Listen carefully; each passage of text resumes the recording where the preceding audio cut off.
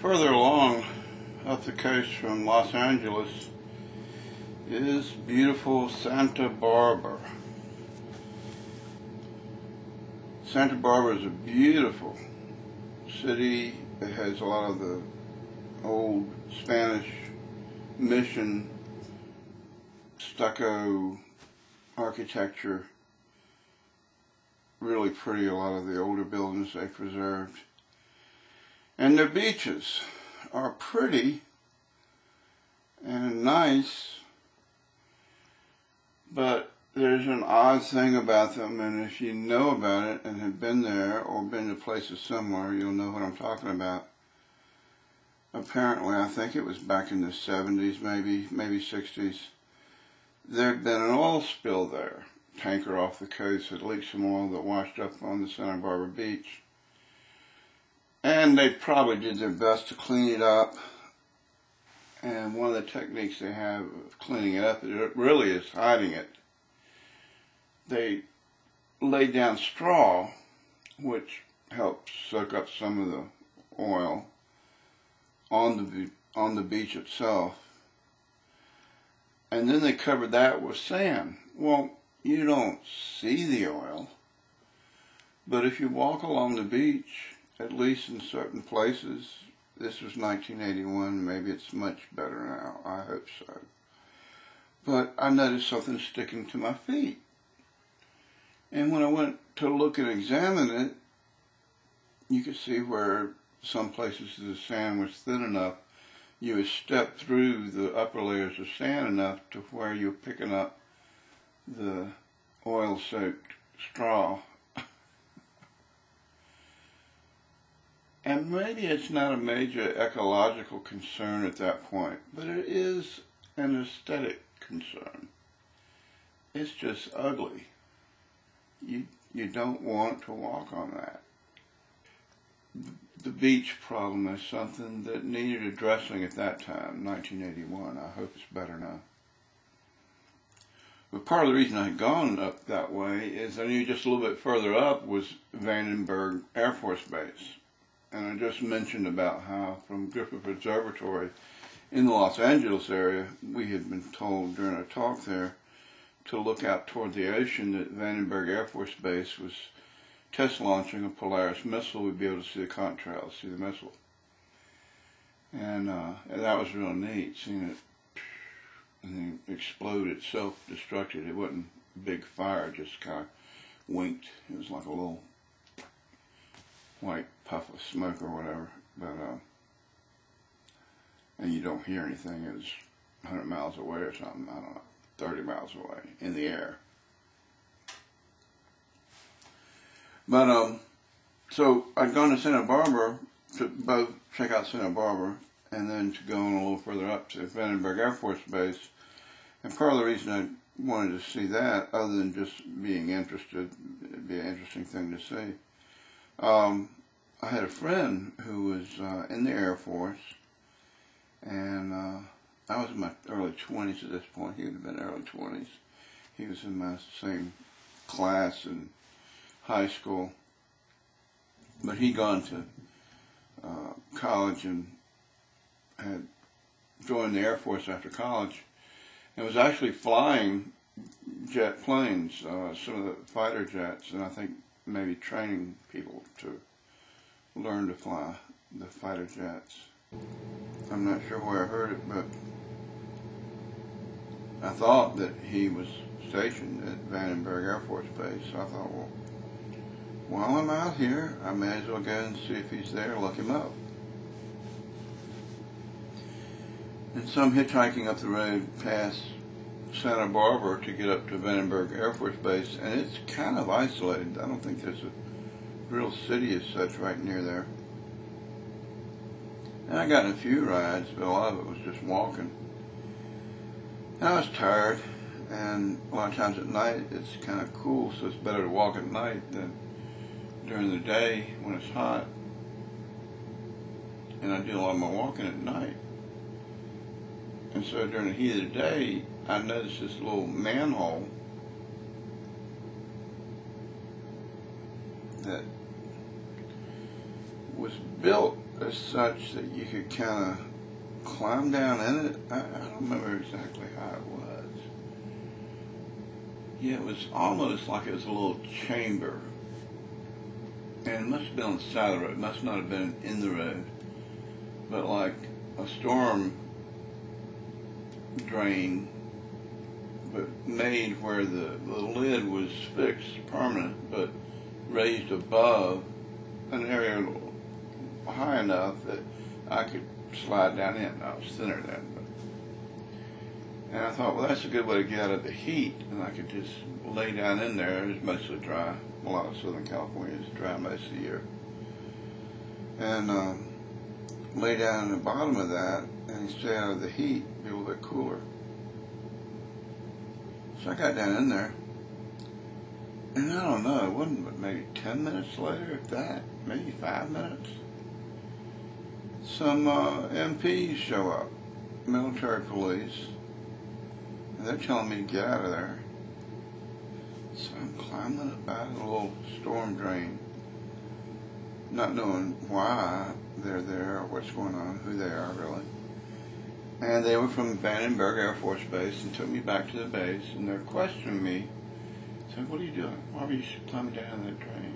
You know, snakes climb down drains like that to get out of the heat, which I hadn't even thought of. It could have been a snake down there. But, you know, you got to take your risks when you come to them. So I didn't think about a snake being down there, but I think they were just trying to scare me.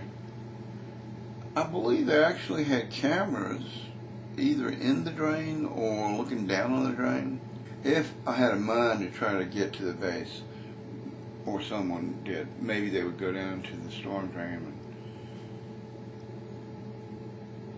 and get up to the base that way undetected, or think that they could do that. I don't know. Maybe that's why, if they have a camera down there, that's why they have it. But one way or another, they knew I was there and had come out to get me and were treating me somewhat suspiciously, like I could be up to something. And this is all pre-terrorist, 9/11, all that. It's 1981. So the country was not on nearly as high alert at that point as they are now. It was still part of the Cold War, so I suppose there was still some tension as far as national security and that kind of thing. And I completely understand why they might be concerned, somebody acting kind of funny, coming up there, they're not knowing what was going on, treating them hostile, or at least in a cautious manner, until they knew better. So I was completely upfront with them, just told them, yeah, I had thought that a friend of mine was in the Air Force stationed here at Vandenberg Air Force Base, and so they looked in their records, they didn't have him. I told them, you know, his name, and they said no, but there is a person by that name at the Air Force Base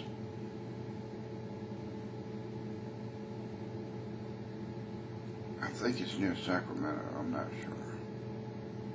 Sacramento is California capital, way north of LA, north of Vandenberg, really kind of closer to San Francisco, but inland, more mid-state. Anyway, he was stationed somewhere up there. And so, after they had questioned me and figured out maybe I wasn't quite as dangerous or suspicious a character as they initially thought, they contacted him. And he decided to take some vacation time and come down and see me. I mean, I don't know exactly the ins and outs of how it all came down, what made him decide to do it, or if he had already planned to come down and whatnot. But he was a good friend in high school. And then in college we kind of grew apart. We didn't see each other much. And I think he tended more toward a conservative mindset, and thus was probably better suited for the military and a career in the military and going on that sort of general attitude, line of style of living, a conservative lifestyle. And I don't know that he's particularly conservative. I'm just saying that a little more so than me, maybe. And my little bit more liberal sort of lifestyle, we didn't hang together as well after high school. Seems like maybe that was part of what kept us apart. I don't know. You lose your friends after high school, a lot of them. But you make new ones, and then you lose them. That's just life. And if you're lucky, you get to keep a few if you want them. You know, if they're nice people, you admire them or respect them, and they respect you. At least it's nice if you can. If you can't, or move around too much, or don't have the same opinion as a lot of your friends do, or did, or things change, and did kind of change between me and this friend in the Air Force, but he was still, you know, a pretty good guy, I thought, and he evidently thought enough of me to come down and see me on the spur of the moment. I called no one. I hadn't warned him or anyone that I was coming or looking for him, and I'm sure it was just completely out of the blue that he was thinking, well, what in the world is this guy doing over here on the West Coast like this, just come to see me, or what's he doing? On the street, you found him where? He was in a manhole? What was he doing? He said he was coming to visit me at Vandenberg. I'm up here in Sacramento.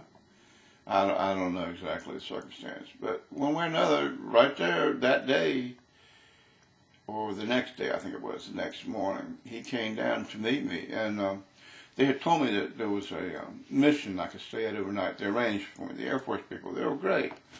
Arranged for me to stay overnight at a mission in Santa Maria. Now, if you look at a map, you got Santa Barbara down here, Vandenberg Air Force Base, and then Santa Maria, and then Half Moon Bay in San Francisco. It kind of works out like that. But Santa Maria is a good 10, 20 miles, maybe further, from Vandenberg Air Force Base. So they kind of left it up to me to to get to Santa Maria. They said, there's a mission up there, he's going to meet you there, go to Santa Maria. And so I took off walking. I don't know, I think I may have gotten a ride for 10 or 20 miles, but managed to get up there, spent the night in Santa Maria. Real nice mission, had good food, real nice people. And next day he came down, picked me up, and took me down. We went down to Santa Barbara, back down to Santa Barbara, and hung out for a while. And one of the things that we did is we went to, I think it was the actual old mission, the historic site, the architecturally interesting historic site, the Santa Barbara Mission, had at that time the Shroud of Turin. Go figure. I didn't know about it, and in fact, before that, I had never heard of the Shroud of Turin, and this was 1981, and apparently it was on some sort of like world or U.S. tour or something. And so, sure enough, he'd heard about it. I guess maybe he had planned on going down there. Maybe that's why it all worked out so well, that he had wanted to see it himself. And we went up there and we looked at it. It was amazing. Amazing thing to see. When you actually see it, actually there, it's a little bit bigger, I think, than you expect it to be. I wasn't real impressed. Of course, I've heard so much more about it since then. I've learned so much more about it. And I'm still not sure I'm impressed that, or believe that it's an actual shroud used to preserve Jesus. The legend is, when they took Jesus down off the cross and took him to lay him down in the cave, that they wrapped him in this shroud for burial purposes when they took him to place him in the cave. And the next morning, he was gone, and the shroud was there, but he was gone. And that somehow in that transformation process, his impression had been left on the shroud. One would imagine it was something similar to a photographic process, but you know, they didn't have photography back then, and one doesn't know what kind of chemicals they may have used to help keep the body from smelling, or whatever they do in their normal death rites rituals. All of that could have contributed to something like that happening. Potentially, it possibly could be real. Could be the shroud that Jesus was laid in. Or it could have been someone else, and maybe it was just mistaken to have been the shroud that Jesus was wrapped in. I believe that scientists have attempted to date the fabric, the material, by taking a little square and carbon dating it, and that's supposed to tell you how old objects are. They're supposed to be able to tell by the amount of decay of the carbon elements in it.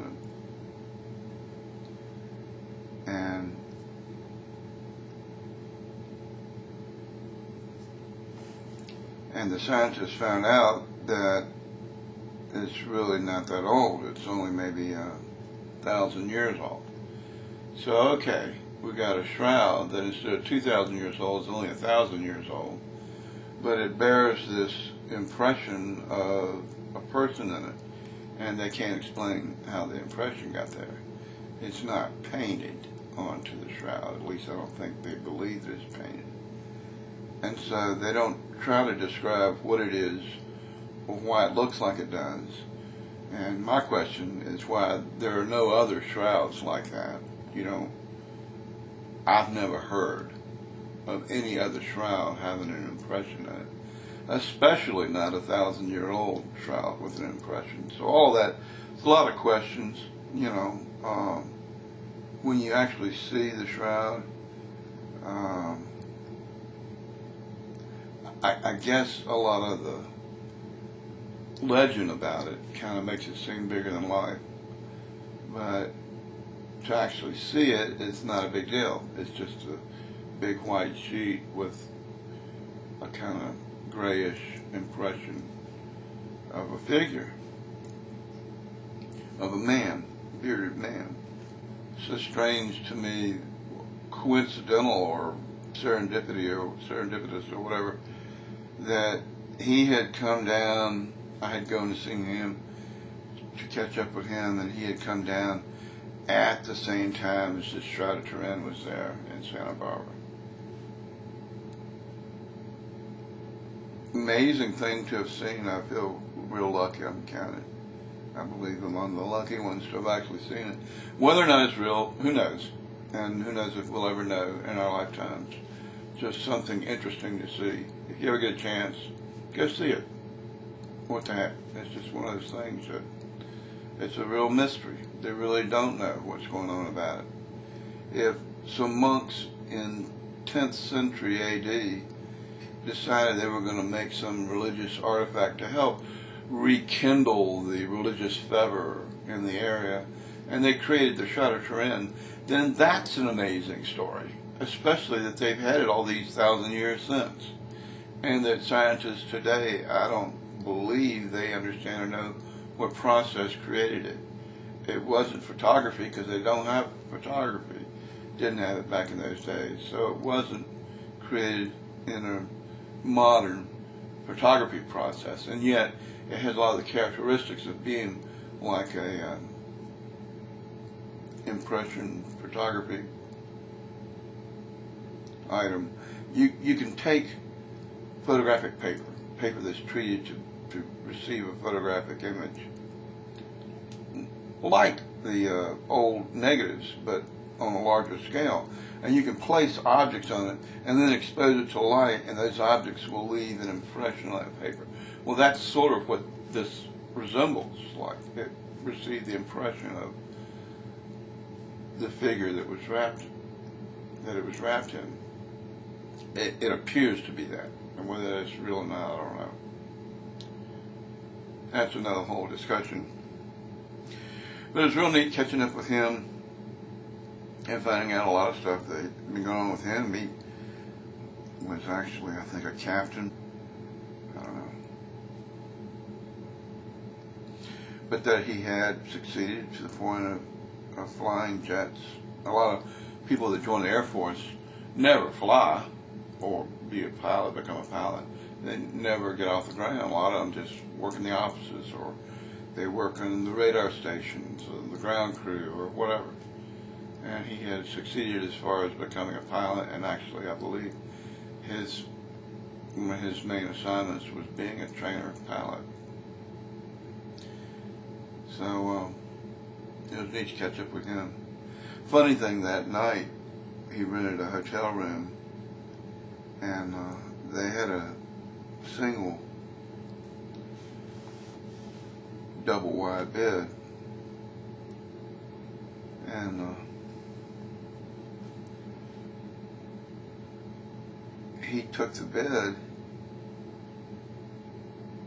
and basically I don't think he actually said I had to sleep on the floor. That's where I ended up. I slept on the floor.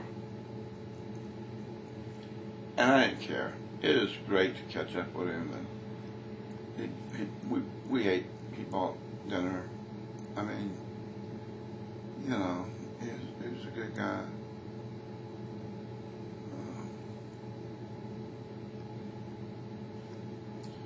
But we did have a few philosophical discussions and ran into a few potentially argumentative areas.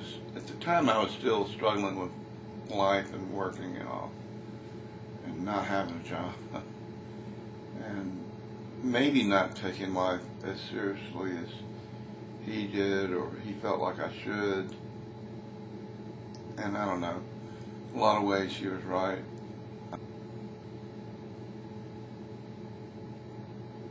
Still looking or something. I was still looking for myself, or trying to figure out what it was I was going to do, instead of buckling down and concentrating on doing it. And so my escape to the road, my going off to travel, somehow was supposed to be helping me get there, find myself. And that seemed like a real waste to him, I believe.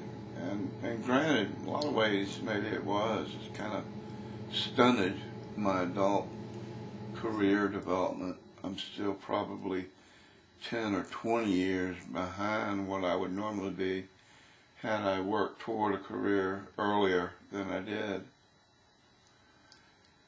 But, you know, you do the things you do, and when you're young and you make mistakes, or you do something that maybe is ill-advised or not thought out, well, that's just one of the things that happens, you know, one of the things that happens to you.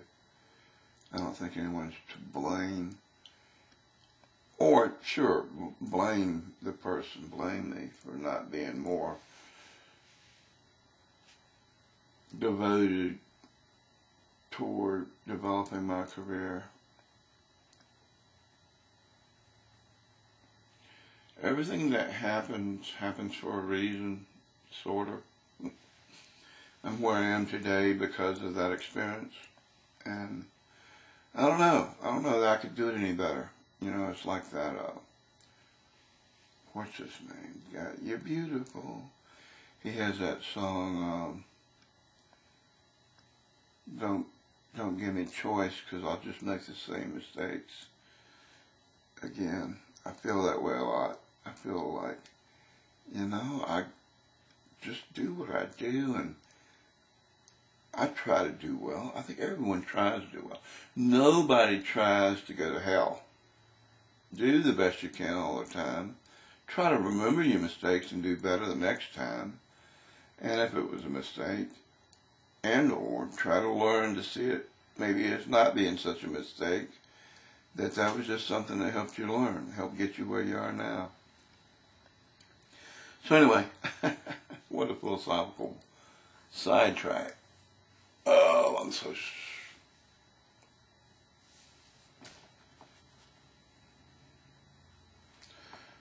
so long-winded sometimes. And so then, after that day and evening, we parted our ways. I went on back to the road. I wasn't expecting anything from him. I surely wasn't expecting him to rescue me off the road or change my life.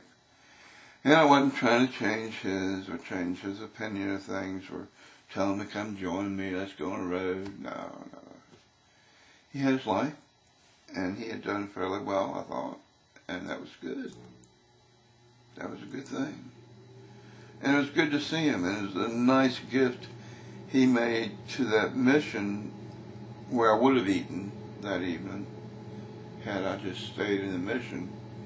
He bought him a bunch of fish. They had fish that night. But they were real good, real nice. The people at the Air Force Base called him and arranged everything. And we got arranged for me to stay at that mission. They picked me up. We went and saw the Shroud of Turin. He fed the mission down in Santa Barbara that day, and we had a dinner and multiple philosophical discussions, and then went on ways. I think he said he was going down to San Diego after he let me off, and maybe go to the zoo. What a thing to do.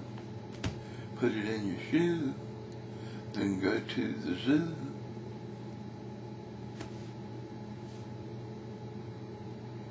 That was a neat thing. Interesting adventure. More road tells.